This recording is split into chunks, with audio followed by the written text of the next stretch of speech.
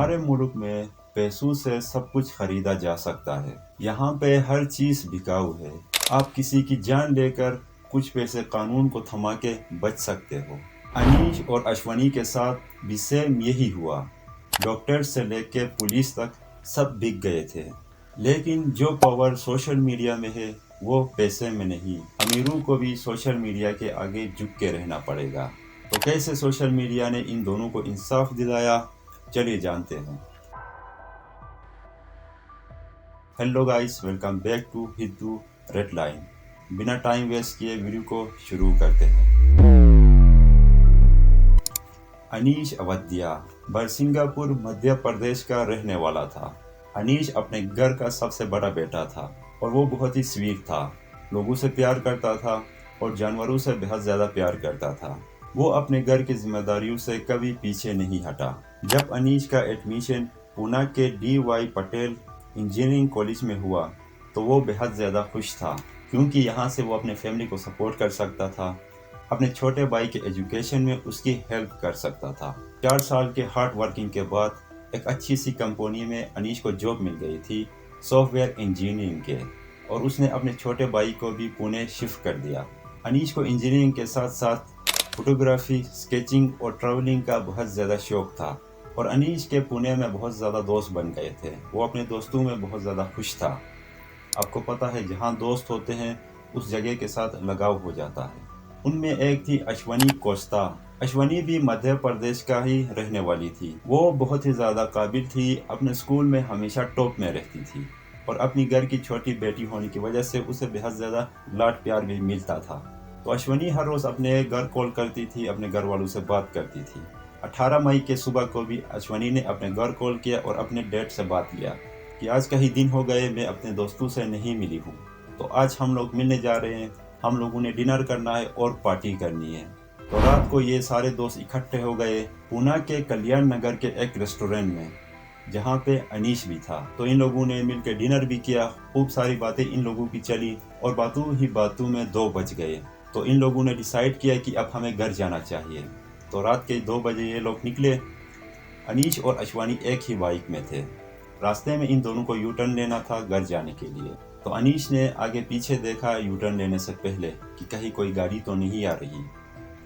बिल्कुल road clear था तो उसने यू टर्न ले लिया। लेकिन अनीश और अश्वानी को पता नहीं था कि कुछ ही सेकंड्स में उनके साथ क्या होने वाला है।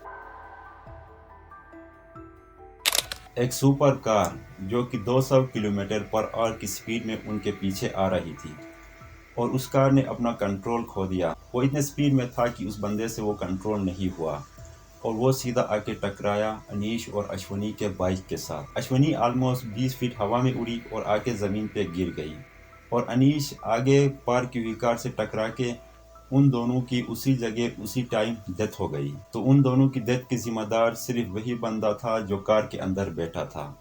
तो आखिर वो शख्स था कौन?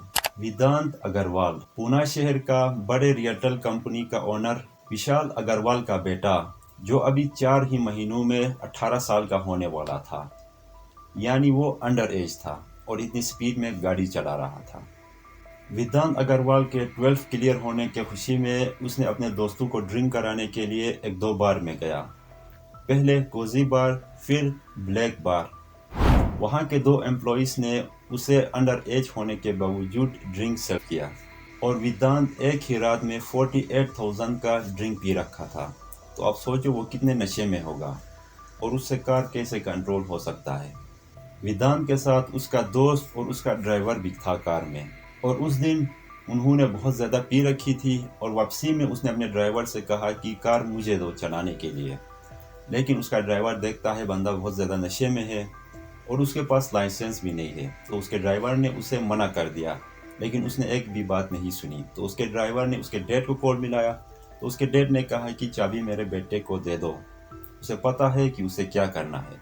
तो ड्राइवर एक मुलाजिम है, वो खामोश रहा और चाबी उसके हाथ में थमा दिया। तो वो गाड़ी में बैठा और फुल एक्सीलेटर मारा और गाड़ी उसके कंट्रोल से बाहर हो गया और उसको समझ नहीं आ रहा था कि गाड़ी किस तरह कंट्रोल करते हैं, इतना नशे में था और सीधा आके टकराया अनीश और अश्वनी के बाइक से और इतना बड़ा हादसा हुआ वहाँ पे ये देखकर वेदांत वहाँ से भागने ही वाला था। वहाँ पे लोग इकट्ठा हो गए और उसे पकड़ लिया।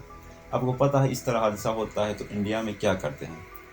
तो लोगों ने खूब पीटा उसको पकड़ के।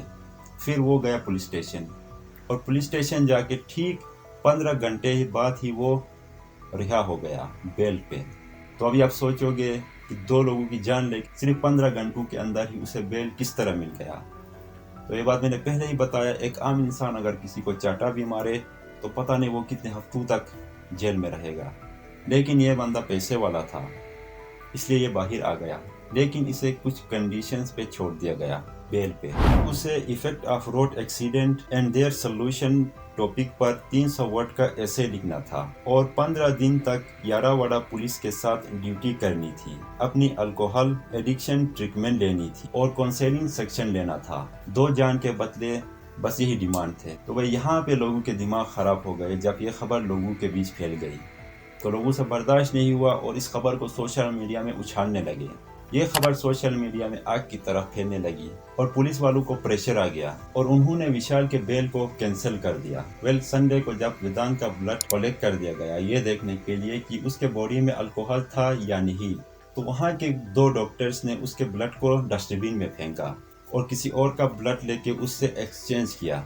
यहाँ पे डॉक्टर्स भी बिक गए थे। तो उनका सिर्फ यही मकसद था कि वेदांत ज़्यादा लंबे टाइम तक इस केस में ना फंसे और उन्हें इस काम के लिए कुछ पैसे मिल गए थे। और जिस रात वेदांत को पुलिस स्टेशन ले जाया गया वहाँ के पुलिस वालों ने भी ठीक से इस केस को इन्वेस्टिगेट नहीं किया। और 2 दिन बाद वेदांत के फैमिली वाले आते हैं और पुलिस वालों से कहते हैं कि उस रात तो वेदांत गाड़ी नहीं चला रहा था, उसका ड्राइवर चला रहा था।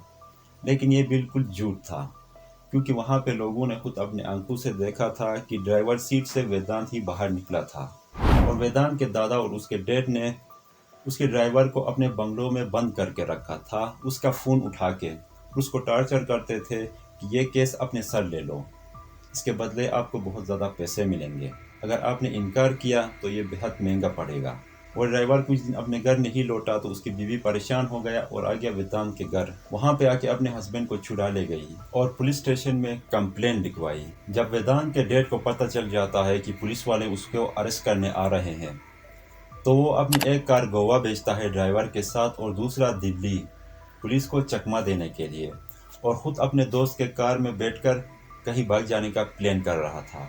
लेकिन उसे ये नहीं पता था कि उसके दोस्त के कार में ट्रैकिंग डिवाइस लगा था। तो उसकी मदद से पुलिस वाले उसको पकड़ते हैं और वो पुलिस कस्टडी में है। उस बार के ऑनर और एम्प्लॉई अंडर एज होने के बावजूद वेदांत को ड्रिंक सेव करी थी और उसके डैड को पता था कि उसका बेटा अंडर एज है और उसने बहुत ज़्यादा ड्रिंक करी है, फिर भी उसको गाड़ी चलाने की परमिशन दे रखी है। और वेदांत के दादा जिसने उस ड्राइवर को बंद किया और उसको टॉर्चर किया कि ये ब्लेम अपने सर ले लो, और वो 2 डॉक्टर्स जिन्होंने ब्लड सैंपल एक्सचेंज करा वो दोनों भी सस्पेंड हो चुके हैं और उनसे भी पुलिस पूछताछ कर रही है। और जब शुरू में इस केस को जिन पुलिस वालों ने लाइटली लिया वो दोनों भी सस्पेंड हो चुके हैं। और अब अमित कुमार जो कि बड़े ही अच्छे से और बड़ी ही बारीकी से इस केस को हैंडल कर रहे हैं। अगर आप गाड़ी चलाते हो या बाइक चलाते हो खुद की सेफ्टी का ख्याल रखो और दूसरों के सेफ्टी का भी ख्याल रखो। वीडियो पसंद आई हो तो वीडियो को लाइक करो, चैनल को सब्सक्राइब करो। हम मिलते हैं नेक्स्ट वीडियो में।